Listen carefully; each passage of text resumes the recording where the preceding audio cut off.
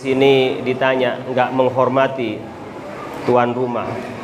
Ya, Bapak Ibu sekalian yang kami hormati di sini, Pak Camat Mustika Jaya, Bapak Maka Nahrawi SAP MSI. Yang baca tadi bukan? Oh, Masya Allah, makasih Pak Camat yang mewakili bisa hadir pada acara masyarakat begini, ini penting.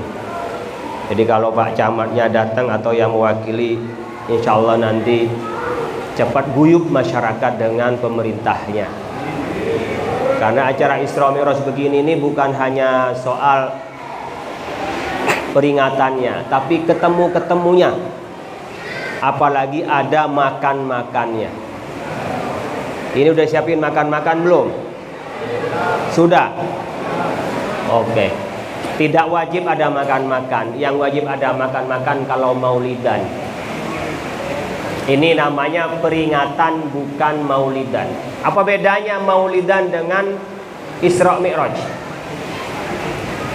Apa bedanya Isra Mi'raj dengan maulidan?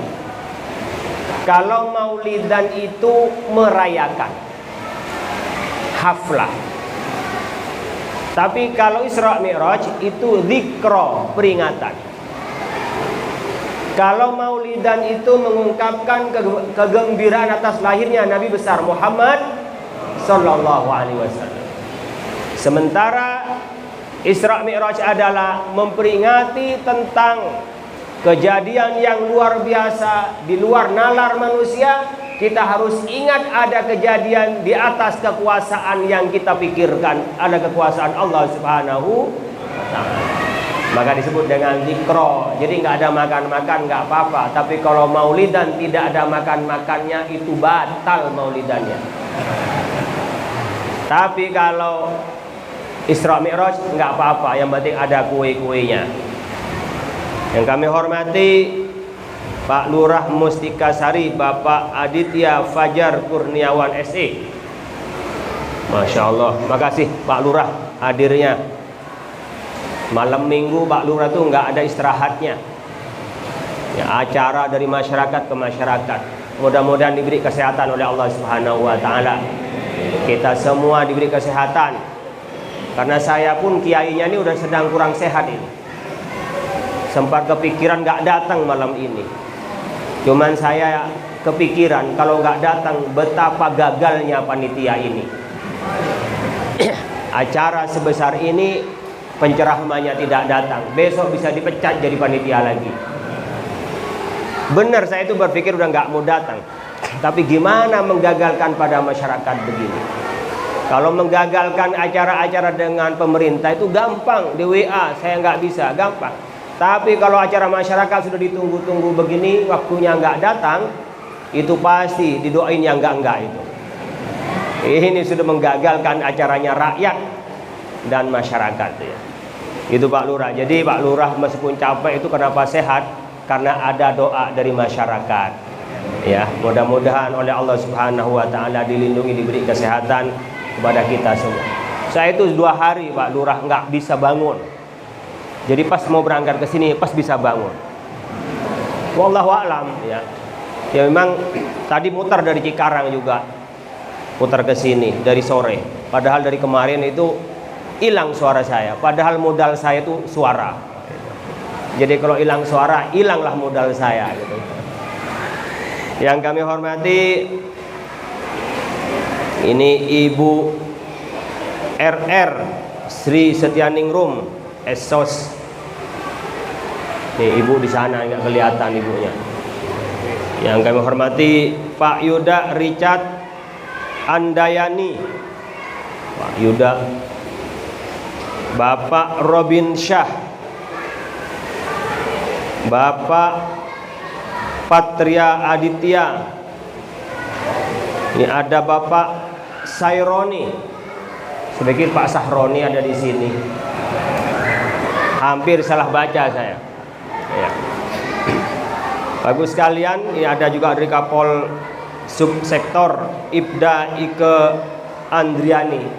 Ibu ya bisa hadir di sini, alhamdulillah Bu.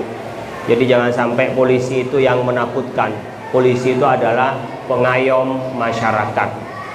Jadi berbaur dengan masyarakat karena bagian dari masyarakat. Ini Pak DKM Al Furqan, Bapak Haji Endang Rahmat. Ini sini juga disebut nih, mantan Ibu RW, Ibu Siti Muslihah. Ini kalau mantan Pak RW-nya mana ini? Ini ada mantan Ibu RW. Kami hormati anggota DPRD Kota Bekasi FPKS. Mana PKS? Ada ya? Saya senang kalau ada PKS ikut Isra Mi'raj ini. Sama dengan senangnya Muhammadiyah ikut Isra Mi'raj. Datang insyaallah. Kalau begitu nanti enggak dituduh yang enggak PKS anti Maulidan, anti Isra Mi'raj gitu loh. Kalau PKB datang ke Isra Mi'raj biasa. P3 datang ke Isra Mi'raj biasa gitu. Tapi kalau PKS enggak datang dianggap itu luar biasa itu ya. Karena dianggap anti Isra Mi'raj, anti Maulidan gitu ya. Padahal teman-teman saya banyak juga di PKS itu adalah orang NU, banyak di situ yang doyan Isra Mi'raj, doyan juga Maulidan, apalagi ada berkatnya. Selain berkah itu ada berkatnya. Kalau berkah tidak kelihatan, tapi kalau berkat itu diteng-teng pulangnya itu ya. Ini yang ketawa nih yang aktivis Maulidan nih, aktivis berkat ya. Mencari berkah dan cari berkat. Bapak Ibu sekalian, Allah Subhanahu wa taala, alhamdulillah pada malam hari ini di tengah hujan 3 hari 3 malam ini saya nggak melihat matahari. Ini kalau dulu melihat matahari biasanya cepat sembuh. Ini saya cari matahari susah, sudah 3 hari nggak dapat matahari. Yang kena adalah karena hujan. Mudah-mudahan Allah menjauhkan kita dari bencana. Ya, mudah-mudahan memberikan kita kesehatan, memberikan kemudahan dan dijauhkan dari bencana-bencana alam. Ya, dan penyakit-penyakit yang akan baru terjadi seperti di Medan, Sumatera Utara, seperti di Aceh, di Subang. Belum selesai mendekati, kita khawatir ada musibah. Maka dengan cara mendekatkan diri kepada Allah Subhanahu wa taala, mudah-mudahan Allah melindungi kita semua. Mudah-mudahan Allah berikan ya ketenangan, keamanan dan kenyamanan bagi kita semua. Amin ya rabbal alamin. Bapak sekalian, kalau kita melihat dengan cuaca ini tidak ada lain untuk kita semua kecuali mendekatkan diri kepada Allah.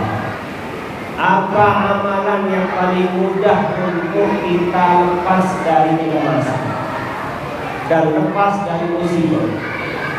Ibu bapak ini hidupnya pasti selalu cemas. Pasti selalu cemas, apalagi yang sudah umur 50 tahun kayak saya. Ada yang udah tua lagi umur 60 tahun, itu selalu cemas. Cemasnya apa? Ini kalau saya mati, kira-kira mati Islam atau enggak? Kalau nggak cepat mati, kalau tua, kira-kira saya ini masih mampu ibadah atau tidak? Pasti terus cemas. Bahkan yang muda-muda itu cemas. Di mana nih hidup nanti? Kira-kira jodoh saya masih hidup atau sudah mati? Kalau sudah dapat jodoh, berpikir mudah-mudahan segera dapat keturunan. Kok sudah lama menikah tapi nggak punya keturunan? Cemas lagi, deg-degan. Oh bisa hamil, alhamdulillah, senang semua. Jadi hamil itu kalau hasil pernikahan semua bahagia. Tapi kalau hamil tidak jelas kapan nikahnya, sedih semua. Ketika hamil itu deg-degan, khawatir nanti kalau lahir anaknya cacat, anaknya berkurang. Deg-degan. Datang ke kiai minta air. Ada kemarin itu datang ke saya, Pak Air minta didoain, mohon Pak Kiai doakan ini istri saya apa hamil. Saya tanya, siapa yang menghamil? Saya, minta air sama saya. Yang menghamilnya yang berdoa, yang nggak kayak tambah-tambah doa. Buat apa? Mudah-mudahan istri saya kandungannya selamat dan mudah-mudahan anak yang dilahirkan sehat walafiat dan sempurna. Semua deg-degan. Besok pas lahir sempurna, deg-degan lagi. Kenapa? Ya Allah, ini gimana nanti membesarkan anak saya ini? Deg-degan. Oh, bisa tumbuh sehat.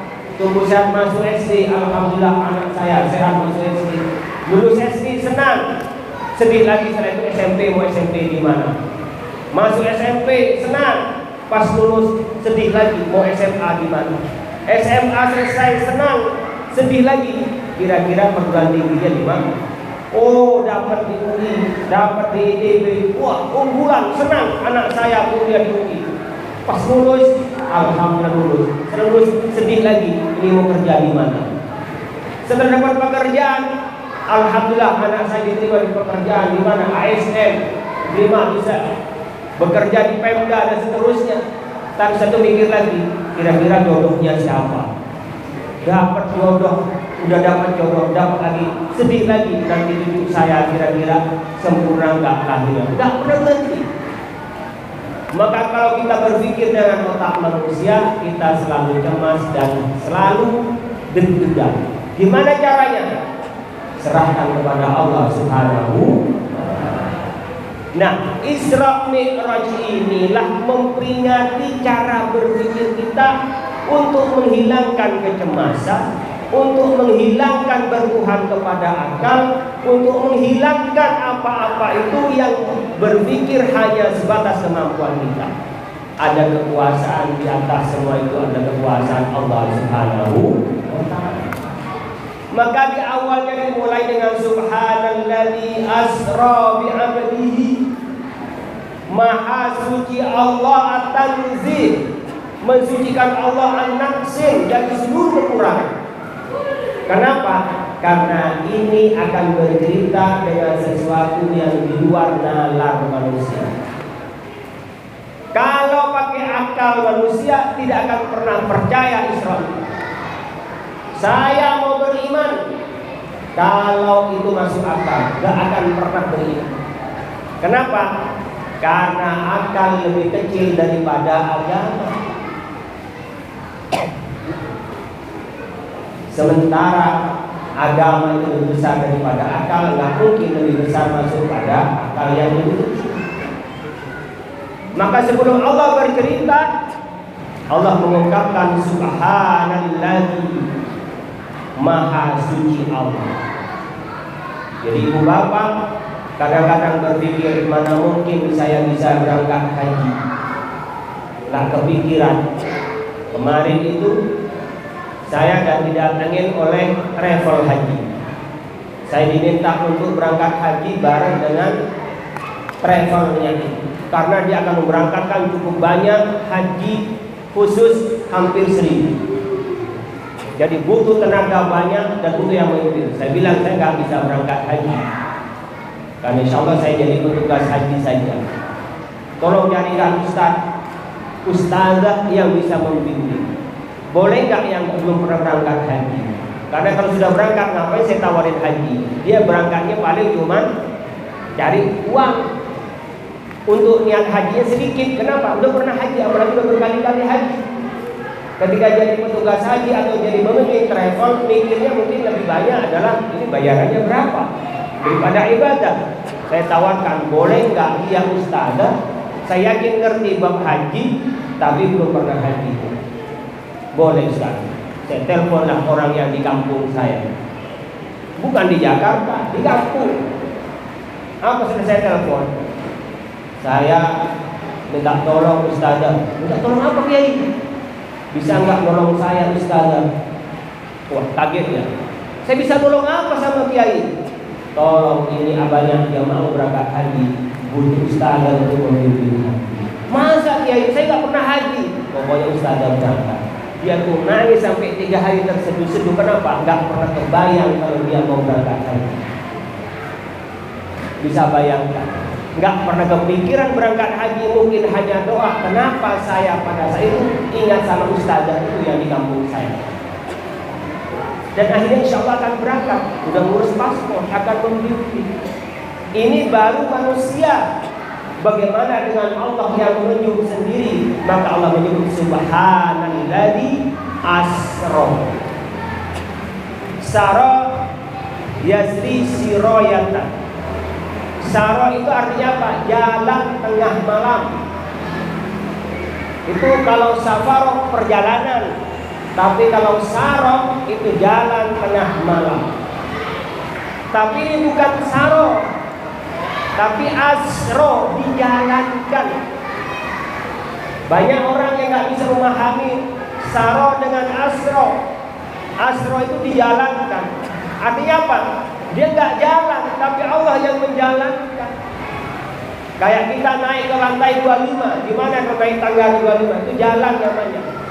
Tapi kalau asro, pakai lift, naik ke atas, pencet, masuk, berapa? Lantai 40, aman, nggak ada yang ngos-ngosan.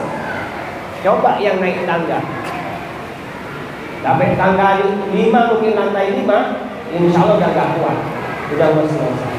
Itulah Bapak Ibu sekalian berkenaan dengan hidup. Kalau kita berpikir dengan kemampuan kita, artinya kita jalan sendiri. Tapi kalau kita sudah berpikir dengan dijalankan oleh Allah, tidak ada yang mustahil. Tidak ada yang tidak mungkin. Maka subhanalladzi, Allah memuji dirinya sendiri. Maha suci Allah dari segala kekurangan. Alladzi asra, yang menjalankan. Ini harus diingat oleh kita. Seringkali kita ini berpikir gak mungkin, saya ini kan orang bodoh, Ustaz. Mana mungkin saya punya anak alim. Saya ini SD aja gak lulus, Ustaz. Atau saya yang sekolah sampai SMP, saya hanya guru, saya hanya marbot, dan seterusnya. Gak mungkin saya akan melahirkan anak-anak yang cerdas, anak-anak yang alim, anak-anak yang mungkin punya pangkat dan seterusnya. Siapa yang bilang gak mungkin? Ibu bapak, perlu kami sampaikan, sekarang banyak perputaran baru asli. Anak orang awam, anaknya itu jadi orang alim. Banyak sekali. Kenapa? Bapaknya dulu, ibunya dulu senang sama orang alim, anaknya orang menjadi orang alim. Dan sebaliknya, banyak anak orang alim yang gak bisa ngaji, yang hanya ngandalin orang tuanya. Banyak. Jadi kalau ingat pada ayat ini, tidak ada yang gak mungkin.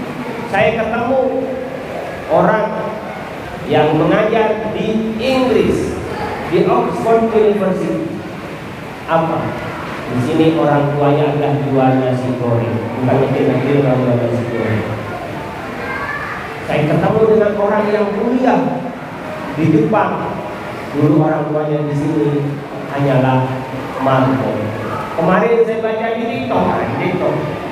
Anak itu orang nasi goreng juga, kuliah di mana? Di Harvard University. Kenapa? Dulu ketika saya di kelas sering usul, sering dibilangin, anak yang tukang nasi goreng. Diam. Jengkel, marah, bukan diluapkan dengan maki-maki, tidak, tapi dengan belajar sungguh-sungguh, umurnya bagus, prestasinya bagus, dia bisa melanjutkan ke Harvard University. Banyak teman-teman yang orang tuanya biasa-biasa bisa bikin pesantren, bahkan bisa bikin rekor, banyak sekali.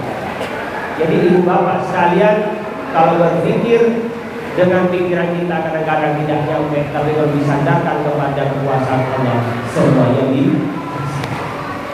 Subhanalladzi asra bi'abdihi, menyebut hambanya. Kenapa? Karena yang paling tinggi derajat manusia itu adalah hamba. Bukan pangkat presiden, bukan. Ketika kita sudah bisa menjadi hamba. Makanya ketika Rasulullah SAW kalau sholat, saya berdiri, khawatir sama ibu saya nggak bisa, dia nggak bisa berdiri. Saya bisa berdiri.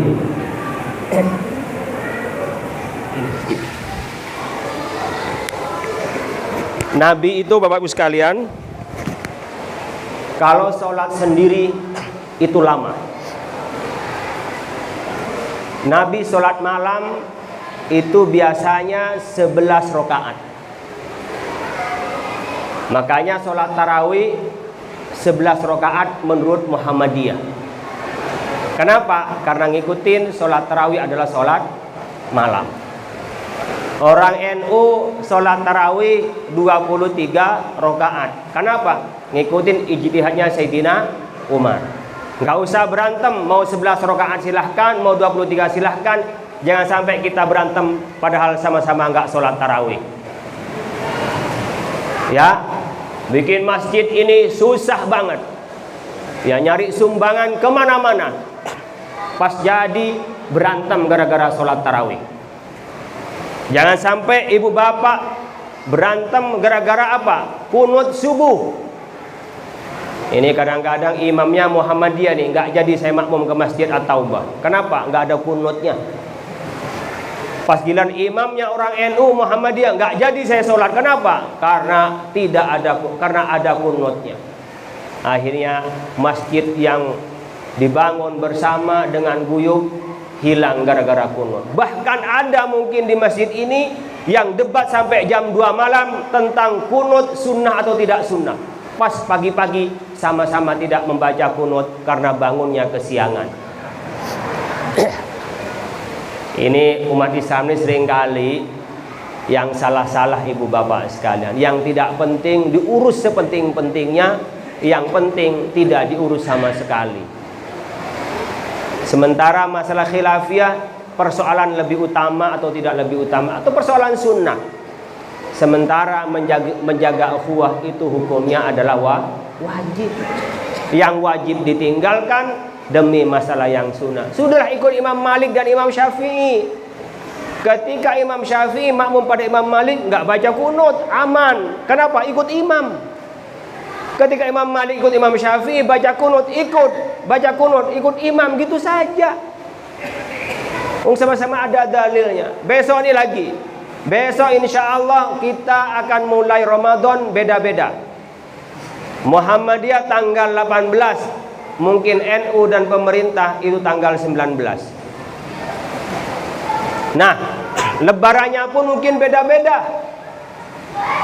Nanti ada yang lebaran di bulan Maretnya di tanggal 18, ada yang juga tanggal 17. Ibu bapak ikut yang mana? Yang puasa belakangan, lebaran duluan. Itu yang orang-orang pinter itu. Cari yang puasa belakangan, yang lebarannya duluan. Itu pintar, itu hebat itu. Ibu bapak ikut yang mana? Yang ibu bapak yakini. Mau Muhammadiyah, ikuti Muhammadiyah. Siapa yang tanggung jawab? Imamnya Muhammadiyah. Ikut NU, silakan ikut NU. Ikut pemerintah silahkan. Yang tanggung jawab nanti pemerintah. Kalau ditanya oleh Allah, ikut siapa kamu? Ada yang diikuti. Lah kalau ibu ngarepe dhewe, bapak sekalian, ikut yang puasa belakangan, ikut siapa kamu? Ikut saya. Ini kemplang-kemplong. Tapi kalau ikut Muhammadiyah, ditanya siapa ketuanya Muhammadiyah, dia nanti yang ditanya oleh malaikat, aman kita. Jadi ibu bapak sekalian, jangan cari masalah sendiri. Selesaikan masalah dan serahkan kepada yang punya tanggung jawab. Ibu bapak sekalian yang dirahmati Allah Subhanahu wa taala, cara kita menyelesaikan masalah ini dibangun dengan apa? Dengan persatuan. Masjid ini kekar sekali. Dan kita akan bangun masjid ini, bangun persatuan. Sebagaimana ayat tadi, asra bi abdihi minal masjidil haram ilal masjidil aqsa. Dimulai dari masjid. Masjid adalah bangunan pertama yang dibangun oleh Allah di muka bumi. Lalladzi bi Bakkata mubarakan. Bakkah itu Mekah. Lautan itu semuanya tidak ada, buminya muncul pertama adalah Mekah itu segumpal menjadi Masjidil Haram. Lalladzi bi Bakkata mubarakan. Ketika Nabi hijrah dari Mekah ke Madinah, transit di Kuba. Sekarang menjadi Masjid Kuba. Di sana Nabi membangun masjid yang Nabi terus asuh setiap hari Sabtu pagi. Nabi datang untuk membina masyarakat sekitar Masjid Kuba. Nyampe di Madinah, Nabi membangun apa? Masjid Nabawi. Makanya kalau mau membangun peradaban ke depan, mau kebaikan ke depan, dimulai dari masjid. Dan membangun masjid itu tidak cukup dengan bangunannya, tapi dengan aktivitasnya. Kayak kita membangun keluarga, nggak cukup hanya akad nikah, setelah itu selesai. Ada kredit yang tak pernah lunas dari bapak-bapak sekalian kepada ibu-ibu. Kalau mahar sekali, tapi ada kredit yang nggak pernah lunas. Apa? Uang belanja. Ya Bu ya, uang kredit itu. Dan itu nggak kenal bulanan, nggak kenal mingguan, nggak kenal harian. Pas butuh nyari suami, pas nggak butuh nggak lagi dicari suaminya. Maka punya istri harus dibikin butuh sama suami. Ibu-ibu juga harus ngerti, kadang-kadang suami itu ingin dihormati Bu sama istrinya, pengen seakan dipercaya, seakan-akan raja. Makanya suami-suami itu kan ingin bertampak gagah. Tidak ada yang merasa rendah suami itu serendah-rendahnya kalau direndahkan oleh istrinya.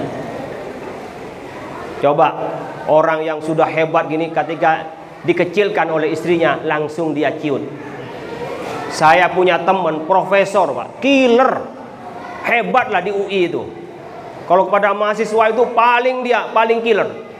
Tapi ketika diomelin istrinya, goblok mendadak. Ini yang ketawa yang pengalaman ini. Saya ini di luar sering dicium tangan sama orang karena kiai. Nyampe di rumah diomelin istri Pak. Ini ibu-ibu sering ngomelin istrinya. Saat kita ini macan di luar Pak, pulang ke rumah jadi kucing. Coba saya tanya, tak pikir-pikir, ini jenaka saja. Kenapa? Kiai-kiai besar tuh sama, kalau udah ngumpul nggak ada yang wibawa sama istrinya. Sehebat-hebatnya kiai besar itu Pak, pulang diomelin istrinya. Kenapa? Nggak bawa ini lah, macam-macam. Dan biasanya diungkit dari yang jauh-jauh itu, ahli sejarah istri itu. Saya tak mikir kenapa nggak ada suami yang wibawa di depan istrinya. Kenapa Bu? Bapak-bapak, kenapa nggak ada bapak-bapak yang bisa wibawa depan istrinya? Satu masalahnya, bapak-bapak sering telanjang di depan istrinya. Jadi kalau orang sudah telanjang Pak, sudah nggak ada rasa hormatnya, sudah. Makanya sering diomelin sama istrinya. Dan seorang suami tidak ada yang merasa bangga dan merasa hebat selain dibanding dengan ketika disanjung oleh istri-istrinya. Oleh istri-istrinya berarti lebih dari satu istrinya Pak sekalian. Bapak sekalian rahmat Allah Subhanahu wa taala, masjid ini penting. Ini belum selesai, masih ada berarti proyek bersama untuk menyelesaikan masjid ini. Jadi kampung ini mau jaya, kampung ini mau hebat, ya masjidnya ini. Dan setelah membangun, banyak yang ngaji, banyak dicari aktivitas, anak muda, anak kecil di sini mainnya. Kalau anak kecil begini sudah datang ke masjid meskipun tidak belajar, nanti di masa tua pasti nyari masjid. Jangan karena takut rame masjid ini. Wah, nanti jadi nggak khusyuk, anak-anak rame dikit diomelin, besok nggak ke masjid lagi. Jangan, biarkan saja. Paling kasih pemahaman pas lagi sholat, nggak boleh rame ya. Jangan dibentak, diusir, jangan. Biarkan saja, dikasih tahu saja baik-baik, jangan mengganggu orang lagi ibadah. Biarkan, jangan sampai diusir. Karena itu pendidikan buat anak, di mana masjid itu menjadi lahan mereka berinteraksi. Yang biasa sholat subuh berjamaah, coba. Tiba-tiba 2 hari nggak datang, pasti mikir, ini bapak lama nih nggak berjamaah, mungkin sakit, ketahuan. Jadi absen warga itu ya masjid. Ada yang sakit bisa ketahuan dari masjid, tapi udah nggak pernah ke masjid, nggak pernah ketemu orang, bisa saja mati nggak ada yang tahu. Karena ada kejadian tutup pintu, tahu-tahu udah sampai busuk. Tapi kalau rajin ke masjid, insya Allah itu tidak akan susah-susah. Pak Lurah gampang cara mantaunya, Pak Camat gampang. Dari mana? Dari masjid. Jadi warga muslim sekitar masjid ini Dijadikan masjid ini bukan sekedar tempat ibadah, tapi menjadi tali silaturahim, menjadi kekuatan di antara kita, itu dari masjid. Al-Quran menyebutnya imaratul masjid dengan imaratul ardi. Membangun masjid ini disamakan dengan membangun alam raya ini. Jadi untuk membangun kebaikan dunia, membaikan tetangga, dibangun dari masjid. Di sini ada pengajian, saya dengar ada Ihya Ulumuddin. Wah, itu pengajian paling tinggi. Tapi berapa yang datang, Pak? 20 orang. Udah banyak dibanding tempat lain. Tapi dibanding dengan orang yang di sini mungkin nggak begitu banyak. Tapi juga saya ingin pesan kepada ustadz-ustadznya, kalau ngisi pengajian jangan banyak-banyak memberikan beban seragam. Kadang-kadang satu belum lunas sudah ada seragam lagi, disuruh nyicil. Kadang-kadang jadi suami ngelarang berhenti ngaji, bukan nggak senang ngajinya, tapi kenapa? Karena kebanyakan cicilan belum lunas sudah nyicil lagi dengan seragam pengajian. Ya, jadi nggak usah banyak-banyak, seragam satu saja cukup. Kalau ada seragam, nggak ada seragam juga nggak apa-apa. Ini kok seragam kayak anak sekolah, dan ibu-ibu tuh seneng, ya. Dan itu menjadi bisnis ustadznya. Oleh karena itu, infak, kotak amal berikan kepada ustadznya. Ustadznya nggak usah dagang kepada jemaahnya. Akhirnya apa? Jemaahnya pergi satu-satu. Kenapa? Karena takut dieksploitasi oleh ustadznya dengan jual seragam itu. Ini saya kadang-kadang belak-belakan ibu bapak sekalian, karena seringkali ngaji itu bukan substansi ngajinya, tapi seragamnya yang bikin repot. Masjid hilang dari konteks masjidnya, menjadi masjid, menjadi ego antar kelompok dan golongan. Bangun masjidnya susah, mendirikan masjidnya susah, pas sudah berdiri dan indah, isinya yang berantem pagi dan siang sore. Hanya karena apa?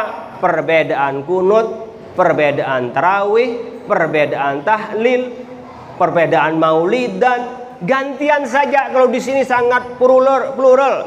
Kadang-kadang ya gaya NU, kadang-kadang gaya Muhammadiyah, kadang-kadang gaya Perti, kadang-kadang gaya Persis. Terserah yang ada di sini, itu sama-sama Islam. Yang nggak boleh adalah ada non-muslim ikut meramaikan masjid. Itu yang nggak boleh. Sama dengan kita malah zikir di dalam gereja, itu yang nggak bener. Mau zikir ke masjid, zikir apapun, yang penting zikir kepada Allah itu sah di masjid, apapun alirannya. Jadi NU, Muhammadiyah, Perti, Persis, Al-Wasliyah, dan semuanya Dewan Dakwah itu nama saja. Semuanya adalah sama-sama ahlul qiblah. Jadi kalau masjid ini dibangun rame-rame, maka semua organisasi itu diberi jalan yang sama untuk beribadah di masjid ini. Kecuali ada Syiah, itu udah lain lagi. Ada Ahmadiyah, itu lain lagi. Tapi selama masih Ahlus Sunnah wal Jamaah, dia masih di dalam satu rumpun. Tentunya siapa yang masyarakatnya paling banyak mau meramaikan, ya silahkan. Baru menjadi masjid yang membangun peradaban.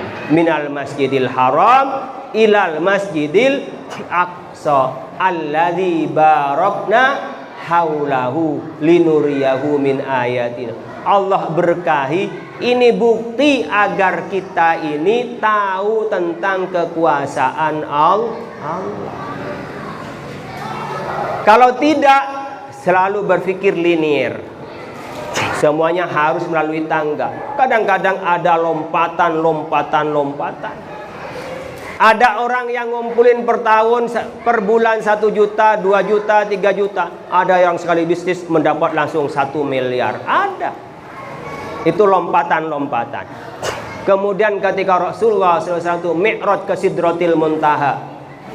Mari kita ibu bapak sekalian pahami hadis. Ketika Nabi naik ke Sidratil Muntaha itu melewati langit pertama. Ketemu dengan siapa langit pertama? Dengan Nabi Adam. Langit kedua ketemu dengan siapa Nabi? Nabi siapa? Nabi Isa dan Nabi Yahya. Langit ketiga Nabi ketemu dengan Nabi siapa? Nabi Yusuf. Nabi Yusuf itu adalah separuh dari gantengnya Nabi Muhammad. Ketika ketemu Nabi Muhammad, wah ini ada orang yang lebih ganteng, kata Nabi Yusuf. Nabi Yusuf separuh gantengnya Nabi Muhammad, gantengnya ditampakkan. Nabi Muhammad lebih ganteng 2 kali lipat dari Nabi Yusuf, tapi tidak ditampakkan gantengnya. Kalau kita sudah nggak ganteng, ditampakkan sok-sok ganteng. Itu bedanya kalau kita. Ketemu dengan Nabi Yusuf, naik lagi Nabi Muhammad bertemu dengan Nabi Idris. Naik lagi Nabi Muhammad ke yang 5, ke langit yang ke-5 ketemu dengan Nabi Harun. Naik lagi Nabi Muhammad ke langit ke-6 bertemu dengan Nabi Musa.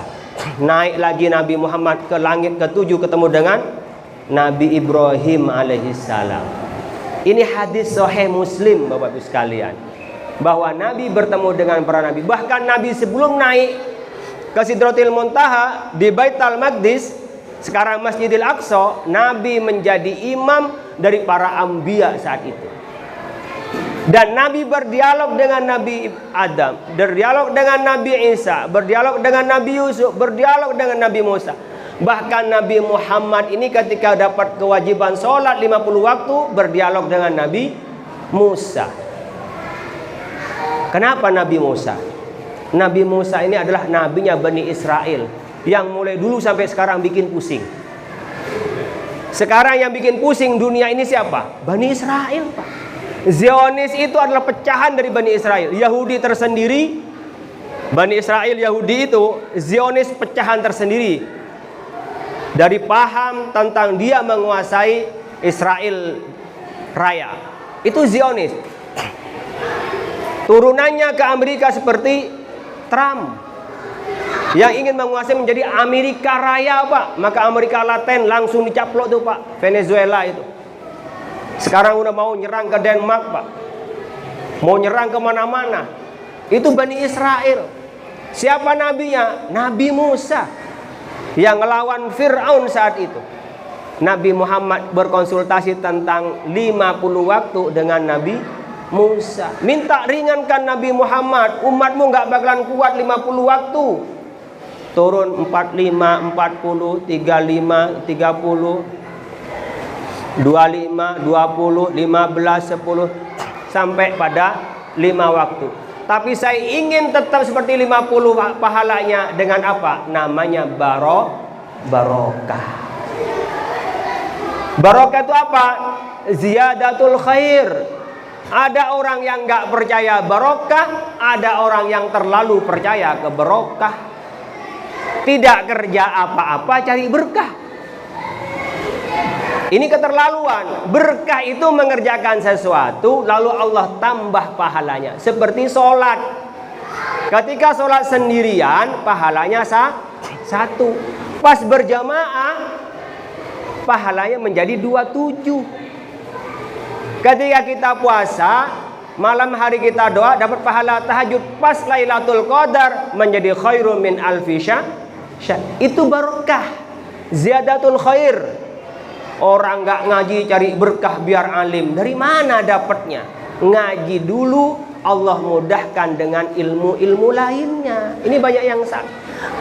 Rasulullah minta 5 waktu, tetapi pahalanya sama dengan 50 waktu. Dengan apa? Dengan berkah. Kita ini kalau dapat berkah hidup ini, tenang Bapak Ibu sekalian. Makanya kalau kita ketemu dengan orang, salamnya apa? Assalamualaikum warahmatullahi wabarakatuh. Keselamatan bagimu, kedamaian bagimu, rahmat Allah kepadamu, wabarakatuh, dan berkahnya. Berkah, ada berkah itu, tapi berkah ziyadatul khair, bukan berkah itu dalam bayang-bayang, tidak. Ada kebaikan, kemudian kebaikan itu dilipat gandakan oleh Allah. Ngaji sedikit, tapi Allah tambahkan pengetahuan dengan cara mutola'ah yang cepat mengerti, cepat belajar terus. Itu yang namanya berkah. Kan ada orang S3 ngajarnya SD. Ada orang yang kuliah S1 tapi dia ngajar S2. Ada. Kenapa? Keberkahan, dia belajar terus, nambah ilmu itu namanya berkah. Jadi ada dasarnya, kemudian dilipat gandakan dari pekerjaan itu menjadi berkah namanya. Ini ada orang yang anti berkah, ada yang sangat mencari berkah tanpa ngelihat apa dasar hukumnya. Nah, Bapak Ibu sekalian, apa artinya ketika kita melihat perjalanan Rasulullah Mi'raj ke Sidratil Muntaha? Bertemunya dengan para nabi. Artinya apa? Para nabi terdahulu itu tidak ada yang mati. Para nabi tidak ada yang mati. Kalau itu mati berarti tidak mungkin ketemu. Wala tahsabanna alladziina qutilu fi sabilillahi amwat bal ahya. Tidak ada yang mati. Hanya prasangka kita saja yang mati. Mereka hidup. Inda rabbihim yurzakun. Di sisi Allah dikasih rizki. Tenang. Jadi kalau ada orang mengatakan ziarah kubur, ngapain ziarah kubur? Udah nggak ada gunanya ziarah kubur. Mati saja amalnya dia. Gimana? Orang kalau memang doa kepada yang mati tidak nyampe, maka tidak perlu ada sholat mayit. Kenapa? Mendoakan jenazah. Kalau yang di alam kubur itu tidak bisa mendengar apa yang ada di luar alam kubur, maka ajaran Nabi tidak benar. Kalau lewat di kuburan ada assalamualaikum ya ahlal kubur minal muslimin wal muslimat. Apakah menjawab di kuburan? Jawab, Pak. Cuman kita aja nggak dengar. Kalau pas kita dengar salam kita, insya Allah kita lari. Assalamualaikum ya ahlal kubur. Waalaikumsalam. Lari Pak kita, Pak. Nggak bakal lewat di situ lagi, Pak. Tapi apakah mereka nggak mendengar? Mendengar. Tapi yang mendengar siapa? Orang yang di alam kubur itu dalam keadaan selamat. Ibarat beginilah, ibu-ibu sedang puyeng. Ibu-ibu, bu, ini tes buat ibu-ibu. Ibu-ibu sedang suaminya tak di rumah. Infonya nggak jelas ada di mana. Anaknya sedang sakit. Yang satu belum bayaran sekolah. Gas sudah habis, beras habis. Insya Allah orang lewat depan rumahnya nggak pernah dengar ada orang lewat atau tidak ada dengar orang atau tidak ada orang lewat, sama saja. Kenapa? Udah mati rasa. Tanya sama ibu-ibu, sama halnya di alam kubur. Yang tidak bisa menjawab marrabbuka wa man nabiyuka, nggak bisa menjawab siapa Tuhanmu, siapa nabimu. Setelah itu dia digerayangin ular, dikasih asap-asapnya neraka. Udah nggak pernah bisa tahu siapa yang lewat. Maka salam kita akan nyampe dan didengar orang-orang yang selamat di alam barzakh itu. Ini hubungannya dengan orang yang mati. Jadi kalau kita punya ayah, punya nenek, punya kakek, ziarah kubur, nyampe Pak, nyampe. Kita doain Pak, nyampe. Nggak percaya? Siapa yang nggak percaya di sini? Silakan mati saya doain. Kalau tidak nyampe baru balik lagi. Hanya saja ada orang yang keterlaluan, dilarang kita untuk ziarah kubur. Apa? Syirik ziarah kubur. Ada orang ziarah kubur syirik? Ada. Kenapa? Karena datang ke kuburan bukan minta kepada Allah, tapi minta yang di kuburan. Ini namanya sarkup, sarjana kuburan. Ini salah. Datang ke kuburan bukan mendoakan yang di alam kubur, tapi malah minta kepada yang di kuburan. Yang di kuburan tuh minta didoakan kepada Allah, diampuni dosa-dosanya. Rasulullah Shallallahu Alaihi Wasallam pernah jalan suatu ketika bertemu dengan para sahabat. Ketika Nabi lewat, Nabi mendengar menjerit di dalam alam kubur ini. 2 orang menjerit. Nabi bertanya, wahai sahabat-sahabat, siapa yang tahu dengan kuburan ini? Saya ya Rasul, ini tetangga saya. Kata Nabi, tahu nggak engkau? Ini dua orang ini disiksa oleh Allah bukan karena dosa yang dianggap besar. Iya Rasul. Kenapa Rasul?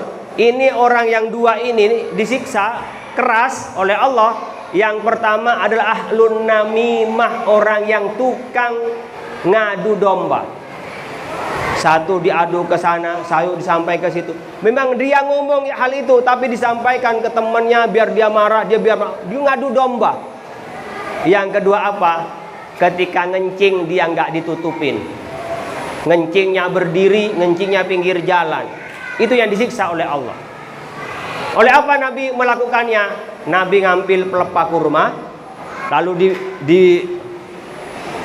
dipecah jadi dua, ditancapkan oleh Nabi di atas kuburannya itu, yang sekarang menjadi batu nisan. Nabi apa berdoa? Mudah-mudahan pelepah kurma selama ini masih basah dapat meringankan siksa di dalam alam kubur ini. Itu yang dipakai sekarang itu, ditanemin pohon dan kadang-kadang dikasih bunga di atasnya itu. Niru itu sebenarnya. Bukan berarti dia ngundang jin naruh bunga itu. Tapi orang ada yang salah, naruh bunga ngundang jin. Ditanamin pohon di atasnya karena pohon di atas kuburan akan memberikan secercah doa kepada yang di alam kubur. Ada dalilnya. Tapi ada orang yang berlebihan sampai kuburan dikultuskan, kemana-mana hanya nyari kuburan, sampai lupa mencari orang yang nguburin orang itu. Kita punya uang sebanyak-banyak hanya untuk membangun kuburan seindah-indahnya, lupa membangun rumahnya orang yang masih hidup, yang butuh tempat tinggal. Jadi kita kadang-kadang umat Islam ini keterlaluan, saking bersambungnya dengan yang mati, lupa kepada yang hidup. Sebaliknya ada yang saking senangnya bersambung dengan yang hidup, lupa menyambung dengan yang mati. Isra Mi'raj itu memberikan kisah bagaimana ketika Nabi itu berangkat untuk ke Mi'raj Sidratil Muntaha, bertemu dengan para nabi. Nabi tidak ada yang mati, Nabi itu sama-sama masih hidup. Sebenarnya cuma alamnya berbeda. Ketika Nabi masuk pada alamnya mereka, para nabi, Nabi bisa ketemu. Ternyata yang paling dekat dengan langit kita adalah Abul Bashar, adalah Nabi Adam alaihissalam. Allahumma sholli ala Muhammad. Allahumma sholli ala Muhammad. Allahumma sholli ala Muhammad. Ini hadisnya sahih, bisa dibuka di Qurtubi, Ibnu Katsir, semua menceritakan. Kalau tidak benar, pasti itu bohong.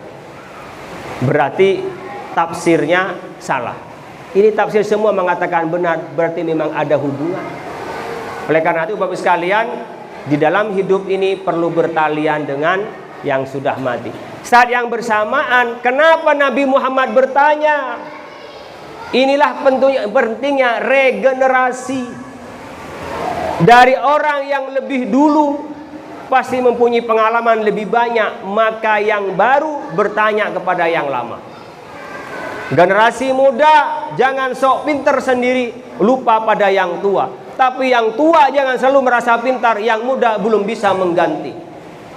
Ini yang banyak terjadi di tempat kita ini adalah yang tua enggak merasa tua, yang muda enggak menghargai yang tua. Maka ada doa ketika hijrah dari Mekah ke Madinah, wala taj'al fi qulubina ghillan lil ladzina amanu. Ada rasa benci. Yang muda merasa benci kepada yang lebih tua, yang tua benci pada yang muda. Ini penyakitnya regenerasi. Nabi Muhammad tanya pada Nabi Musa, padahal Nabi Muhammad al-Mustafa. Tapi rundingan, gimana dengan umatku ke 50 waktu ini? Tanya, umatmu tidak akan pernah mampu. Minta lagi kepada Allah. Sampai saya malu, kata Nabi Muhammad. Tapi atas dasar dengan musyawarah Nabi Musa, bolak-balik 5 waktu. Dan 5 waktu bisa seperti 50 waktu, menunjukkan apa? Hidup ini harus produktif. Kerja sedikit, hasilnya manfaatnya besar. Jangan sebaliknya, kerjaannya banyak, hasilnya kecil. Ibu bapak ada contoh, sholat sekarang ada sholat lebih banyak, tapi tak lebih baik daripada yang sedikit. Contohnya apa? Sholat duha. Sholat duha itu paling banyak berapa rakaat? Berapa? Berapa? 12. Yang utama sholat duha berapa? 8. Meskipun paling banyak 12, 12 tidak lebih utama dari 8. Ini contoh, tidak semuanya kita yang kerja rodi terus itu tidak efektif. Tidur saja itu kalau tidak tepat waktu, itu tidak semua tidur itu bisa istirahat. Tidur ba'da subuh, tambah linglung, tambah lemes. Tidur ba'da asar, itu tambah kita tuh pusing. Tapi coba tidur qailulah menjelang zuhur jam 11, setengah 12, 5 menit aja kayak 5 jam. Tidur aja kalau tepat waktu, itu sentuhannya bisa lebih besar daripada yang tidur tidak tepat waktu. Tidur saja itu butuh strategi. Belajar butuh strategi, beribadah pun juga butuh strategi. Mana waktu-waktu afdoliyah. Itu kerja produktif, 5 waktu bisa sama dengan 50 waktu. Ini dengan jasa Rasulullah Sallallahu Alaihi Wasallam. Maka umat Nabi Muhammad menjadi umat yang terbaik. Meskipun umurnya pendek. A'maru ummati baina sittin wa sab'in. Umur umatku antar 60 sampai 70 tahun. Wa qalla man jawaza dzalik, sedikit umur umat Nabi Muhammad yang melewati 70 tahun. Bahkan sekarang ada tren orang meninggal umur 40 tahun. Tren UJ itu, Ustaz Jeffrey Al-Bukhari meninggal umur berapa? Umur 40, Pak. Kamil Manik, ketua KPU, meninggal umur berapa? 40. Habib Munzir Al-Musawa itu meninggal umur berapa? 40, Pak. Yang sekarang umur 39, insya Allah tahun depan, Pak. Yang sudah lewat 40 kayak saya aman, Pak. Dari masa-masa yang rawan sudah lewat, tinggal nanti ke 60. Sedikit, Pak, umur kita. Bagaimana dibandingkan dengan Nabi Nuh yang hidup 900 tahun? Coba Nabi Ibrahim umatnya umur berapa? 270 tahun, Pak. Kan jauh kok. Gimana bisa umat Nabi Muhammad khairu ummah, umat yang terbaik? Satu resepnya, adanya barokah. Adanya barokah inilah yang menjadikan umat Nabi Muhammad khairu ummah, ummatin ukhrijat linnas, menjadi umat yang paling baik. Karena ada barokah yang biasa kita melaksanakan sedikit, Allah lipat gandakan berkali lipat. Apa yang paling membuktikan itu? Ya sholat. Semua ibadah yang dihadirkan oleh Nabi Muhammad dalam rukun Islam, zakat, puasa, tidak ada yang bertemu langsung. Tapi sholat bertemu langsung dengan Allah. Jadi kalau Panji menyebutnya dipersyaratkan sang pilot rajin sholat tidak berpengaruh, dia salah. Pasti berpengaruh, Pak. Orang sholat 5 waktu aja belum tentu baik, apalagi yang nggak sholat.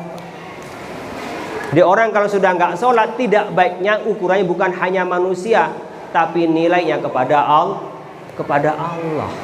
Itu pasti salah. Jadi kalau orang ukuran baik di antara muslim adalah sholat, iya. Tapi bukan hanya sholat, tapi ukuran lain adalah kecanggihannya, kepinterannya, dan seterusnya. Maka kalau kita mengukur calon menantu kita, coba lihat sholatnya. Kalau sholatnya aja diringankan, sholatnya aja ditinggal-tinggal, insya Allah juga nanti istrinya ditinggal-tinggal. Mantu kita. Jadi ibu bapak sekalian, kalau mau nanya, ini kembali kepada zaman dulu. Orang dulu tuh cari menantu bukan cari yang berapa gajinya, kerjanya di mana. Biasanya ditanya, bisa ngaji apa enggak? Bukan berapa gaji, ngaji. Ini sekarang sudah banyak keliru dengar, bukan ngaji tapi gajinya berapa. Nanti kalau ngajinya benar, sholatnya benar, rezekinya bisa datang lebih besar daripada yang diduga pertama. Oh, dia gajinya berapa sekarang? 10 juta. Mungkin 10 juta sekarang besar. 10 tahun yang akan datang nggak ada arti apa ya? Tidak ada, banyak artinya 10 juta. Kayak 10 tahun yang lalu gaji 1 juta itu besar. Sekarang ya kecil. Tapi kalau kita baik, Allah akan berikan jalannya yang lebih baik. Itu sebenarnya Bapak Ibu sekalian yang bisa kita tanamkan pada anak-anak kita.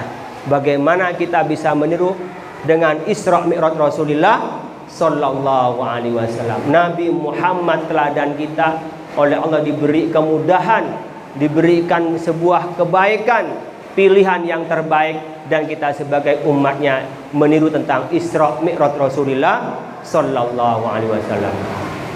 Salatullah amullah ala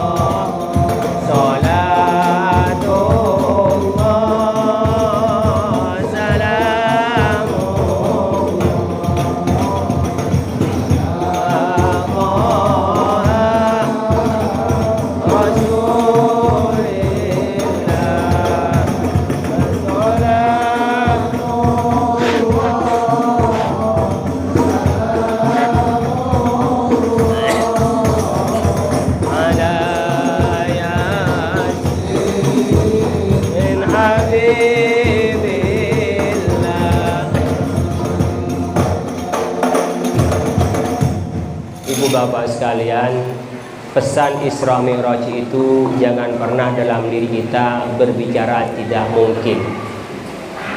Jadi kalau punya keinginan, punya cita-cita, punya harapan terhadap anak-anak kita, bahkan kehidupan kita sendiri, jangan pernah mematahkan nggak mungkin, nak, jangan. Seringkali cita-cita anak-anak kita itu dipatahkan oleh kita. Siapalah kamu? Kamu anaknya siapa? Akhirnya anak-anak tak pernah punya cita-cita tinggi karena dipatahkan oleh orang tuanya. Semua bisa terjadi, tercapai dengan kehendak Allah. Biarkan seperti selama dia berusaha seperti yang dia cita-citakan, kita doakan saja mudah-mudahan tercapai. Mudah-mudahan anak-anak kita diberikan oleh Allah pertolongan kemudian untuk mendapat cita-citanya. Yang kedua, Bapak Ibu sekalian, pesan Isra Mi'raj itu adalah semua kita harus menjaga sholat kita. Sholatnya yang baik memudahkan untuk hidup lebih baik. Kenapa? Sholat itu komunikasi kita yang langsung kepada Allah. Jadi ibu bapak yang punya media sosial, yang punya IG, punya TikTok, punya Twitter, itu hanya buat sosial saja. Untuk keluh kesah kemana? Sampaikan dalam sholat kita. Ibu bapak cemas seperti tadi, nggak selesai-selesai cemasnya. Mulai mau lahir besar, cari kerja, jodoh. Gimana menghilangkan cemas itu? Ada pada sholat. Punya suami baperan, punya istri ngomelan. Gimana caranya? Ajak sholat malam. Cemas itu akan hilang. Meskipun hanya 2 rakaat sebelum subuh, bukan setelah subuh. Kalau setelah subuh namanya sunat qobliyah subuh. Sebelum subuh minimal 2 rakaat sholat tahajud. Itu pasti hatinya akan tenang. apalagi bisa lebih lama. Untuk menghilangkan kecemasan, sholat malam. Jangankan ibu bapak sekalian yang biasa-biasa saja, yang sekelas gubernur Bank Indonesia itu masih cemas, mikir kalau saya mati dikubur di mana. Padahal kalau udah mati urusan yang hidup. Secara uang nggak pernah kekurangan, dia nyetak duit kok. Kalau kita mesti cari uang. Saya tadi sore itu meresmikan groundbreakingnya gedung untuk pengiriman uang ke seluruh Indonesia di Cikarang. Dia masih cemas, gimana setelah kemati, saya mau dikubur di mana, dan seterusnya. Apa amal-amalan biar tidak cemas? Masih banyak tanya, sholat malam masih kurang. Terus apalagi kalau bisa mandi sebelum subuh, baik wajib maupun ya, wajib itu karena apa? Yang punya istri biasanya wajib, yang nggak punya istri itu masih sunnah. Pengen sehat, mandi sebelum subuh. Sebelum subuh. Ada apa lagi biar buat tenang? Baca istighfar menjelang subuh. Astaghfirullahaladzim, astaghfirullah. Wa ma kana Allahu li'adzibahum wa anta fihim, wa ma kana Allahu mu'adzibahum wa hum yastaghfirun. Selama ada Nabi Muhammad, tidak akan pernah ada siksa dari Allah. Kapan ada Nabi Muhammad? Tentu di zaman Nabi. Kalau sekarang kapan? Pas baca salawat. Man shalla alayya salatan, sallallahu alaihi asyran. Kita salawat sekali, Allah akan balas 10 kali. Wa ma kana Allahu mu'adzibahum wa hum yastaghfirun. Allah tidak akan pernah menyiksa kita selama kita beristighfar. Baca salawat, baca istighfar. Ada amalan apa lagi yang paling memudahkan kita ini hidup tenang? Gak usah nyari kemana-mana, ke kuburan, gak usah. Kuburan ziarah saja, doain yang di kuburan. Kalau minta kepada siapa? Minta kepada Allah. Apa yang paling mudah untuk kita diajak bicara oleh Allah? Baca Al-Quran. Kalau kita ingin bicara kepada Allah, kita sholat. Kalau pengen diajak bicara oleh Allah, kita baca Al-Quran. Jangan sampai kita ini kalah dengan buka WhatsApp. Saya kalau nggak ceramah 1 jam sekali saya pasti buka WhatsApp. Kenapa? Takut ada WA penting masuk ke saya. Saya pasti buka. Ini saya kalah dengan saya membuka mushaf. Saya rutin buka mushaf itu ba'da subuh. Kalau ba'da maghrib kadang-kadang. Kalau ba'da subuh saya rutin. Ibu bapak bisa niru saya ba'da subuh, insya Allah tidak akan pernah gelisah, tidak akan pernah cemas. Sebelum subuh sholat hajat atau sholat tahajud, ba'da subuh baca Quran minimal 1 ayat, terus sambung. Sekarang alif lam mim, besok dzalikal kitabul la raiba fi, besok lagi hudal lil muttaqin. Insya Allah 50 tahun baru khatam. Kalau saya ini buat berbagi saja. Kalau mau niru, ba'da subuh saya membaca 25 ayat. Kalau pas lagi demen 50 ayat.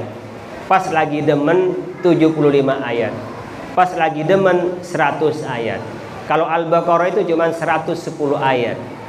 1 juz itu. Apalagi kalau udah belakang itu ayatnya pendek-pendek.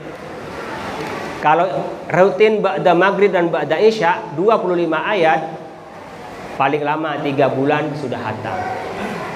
Jangan nunggu Ramadan. Besok sudah mau Ramadan, ini udah akhir Ramadan, Rajab ini. Allahumma barik lana fi Rajab wa Sya'ban wa ballighna Ramadan. Jangan setiap Ramadan saja nyambung, rutin. Terus nyambung ke Ramadan. Jadi Al-Qur'an di rumah dibaca. Itu cara kita apa? Terus diajak bicara oleh Allah Subhanahu wa ta'ala. Ini caranya. Jadi sholat untuk intim bicara kepada Allah, baca Quran untuk intim diajak bicara oleh Allah. Ibu bapak kalau sudah bisa mengamalkan ini, berarti Isra Mi'raj malam ini ada oleh-olehnya. Cerita-cerita tadi sudah diceritakan semuanya. Tapi amal-amalan ini butuh komitmennya. Monggo diamalkan. Biasakan bangun sebelum subuh. Orang yang bangun belum subuh wajahnya cerah. Saya tebak ini, bapak yang pakai baju putih pasti bangun sebelum subuh. Pasti. Saya nggak mau tebak di sini yang sering subuhnya kesiangan. Yang kalau subuh bangunnya jam 6 atau setengah 6. Ayo, pasti kelihatan mukanya. Ini, udah senyum-senyum nih saya yang bangun setengah 6. Kadang-kadang jam 6, kadang-kadang jam 7. Orang yang bangun sebelum subuh itu mukanya cerah. Yang bangun sampai kesiangan jam 6 itu mukanya bengep-bengep. Orang yang bangun sebelum subuh itu hatinya dadanya itu lapang, nggak baperan. Hari terasa panjang. Orang yang bangunnya kesiangan mudah tersinggung dan hari terasa pendek. Itu bisa dibuktikan, ibu bapak sekalian. Jadi Allah memberikan syariahnya itu sesuai dengan kebutuhan manusia. Saya hanya pesan saja, oh katanya Kiai, Isra Mi'raj itu disuruh bangun sebelum subuh, sholat minimal 2 rakaat, baca istighfar sebelum adzan, ditambah baca sholawat, ba'da subuh baca Al-Quran. Tolong amalkan ini. Kalau tidak ada efeknya dalam tahun depan, saya ceramah di sini lagi bilang jangan ngundang Ki Khalil lagi, bohong. Ya, oleh-olehnya itu saja lah. Dari yang lain itu cerita-cerita kembang-kembang. Oleh-olehnya pulang, bangun sebelum subuh. Ingat, bangun sebelum sholat hajat dan sholat tahajud. Tambah witir kalau bisa. Minimal 5 rakaat. Ya, kalau bisa 7. Paling banyak 11. Kalau namanya hajat, tahajud 2 rakaat, hajat 2 rakaat, 4 ditambah dengan witir 3 rakaat, 7. Nggak bisa seperti Nabi 11, nggak apa-apa. Kemudian sambil nunggu adzan istighfar, baca sholawat. Sholat subuh berjamaah bersama suami atau ke masjid. Kemudian ba'da subuh baca Quran. Di Maroko itu, ini barangkali mau diamalkan di masjid sewaktu-waktu. Di Maroko itu tradisinya ba'da maghrib setengah juz, ba'da subuh setengah juz. Jadi ba'da maghrib setengah juz, ba'da subuh setengah juz. 1 bulan hatam. Jadi kalau 1 juz itu kan 9 lembar. Diambil 4,5 lembar per ngaji. Itu kalau ngaji lancar paling 10 menit. Lama-lamanya 15 menit. 1 bulan hatam. Itu kalau mau mempraktekkan baca Quran. Nanti kalau sudah dipraktikkan begini, hidup tuh tenang. Rezekinya mudah. Rezeki uang, Pak. Rezeki bukan hanya uang. Pertama, rezeki paling tinggi adalah iman dan Islam. Tuh rezeki paling tinggi. Yang kedua, rezeki paling tinggi apa? Orang terdekat kita, orang-orang soleh. Anak soleh, suami soleh, istri soleha, tetangga soleh, tempat kerja enak. Itu nikmat yang kedua. Rezeki yang kedua. Rezeki yang ketiga apa? Sehat. Dalam keadaan normal, jasmani, rohani sehat, itu rezeki yang ketiga. Baru rezeki yang keempat adalah hartanya yang banyak. Itu akan dilancarkan oleh Allah dengan kita rutin tadi, sholat malam, istighfar, baca Al-Quran. Mudah-mudahan bermanfaat. Kurang lebihnya mohon maaf. Wallahul muwaffiq ila aqwamit thoriq. Ihdinas siratal mustaqim. Assalamualaikum warahmatullahi wabarakatuh. Masuk.